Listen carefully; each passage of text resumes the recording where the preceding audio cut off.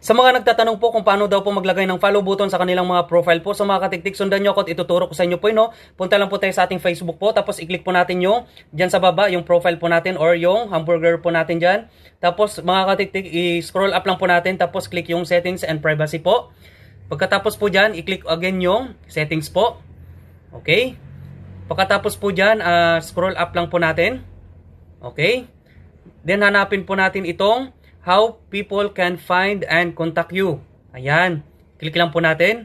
Tapos dito, who can send you friend request. So, i-click lang po natin ito. Dapat dito mga katiktik, ang ilalagay nyo po dyan is friends of friends po. Okay? So, ngayon mga katiktik, i-double check po natin kung naging follow button na po yung sa akin. So, example lang ito mga katiktik. No? Punta lang tayo sa ating profile po. Then, yung 3 dots po dyan, i-click lang po. Ayan. Tapos, ayan, view us. Click natin ang view.